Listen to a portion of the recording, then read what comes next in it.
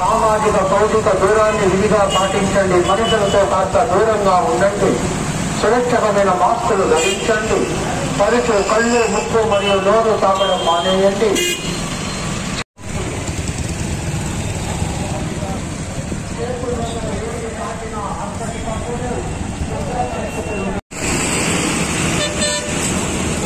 ఆరోగ్యం సరిగ్గా లేకపోతే ఇంట్లో ఉండండి. తమ్ముడు వీకోట మండల ప్రజానీకానికి వీకోట లయన్స్ క్లబ్ తరఫున దీపావళి శుభాకాంక్షలు. ఆరోగ్యం సరిగ్గా లేకపోతే ఆరోగ్యకరమైన ఆహారం తీసుకుంటూ ముఖ్యంగా పిల్లలు, వయసు కలిగిన పెద్దలు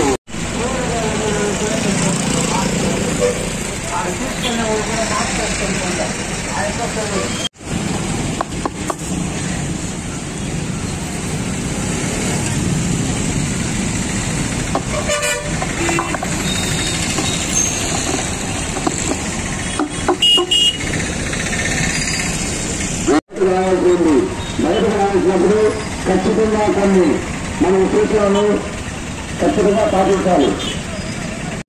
కోవిడ్ ప్రారంభమైంది అంటే కరోనా ప్రారంభమై యూరోప్ ఖండంలో ఆల్రెడీ లండన్ లో లాక్డౌన్ విధించడం జరిగింది.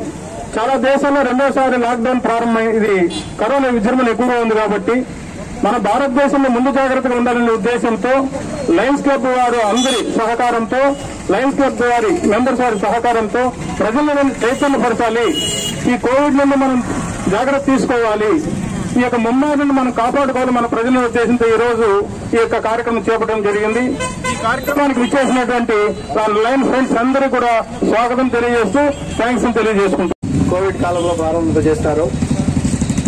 ఇది తగిన సమయం కాకపోయినా కోవిడ్ కాలంలో ఈ క్లబ్ కి నేతృత్వం వహించడానికి మనకు ముందుకు వచ్చిన నాగభూషణం గారిని, అదేవిధంగా ఈ క్లబ్ విజయవంతంగా నడవడానికి ఎక్కువ కృషి చేస్తున్న మన తుకారాం గారికి నా యొక్క అభినందనలు.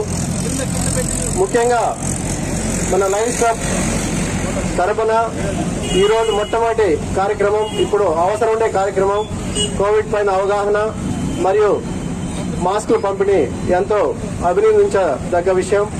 అదేవిధంగా రాబో కాలంలో మరిన్ని కార్యక్రమాలు చేయాలని కోరుకుంటూ ఈ కోవిడ్ కి సంబంధించి కొత్త స్టాండర్డ్స్ వచ్చాయి మనకి. న్యూ నార్మాలిటీ అనేసి, అంటే ముందు మనకి నార్మాలిటీ అంటే ఎక్కడన్నా వెళ్తా ఉన్నాం, ఎవరితోన్నా కలుస్తా ఉన్నాం, అందరికీ షేక్ హ్యాండ్లు ఇస్తా ఉన్నాం, గుంపులుగా పోతున్నాం.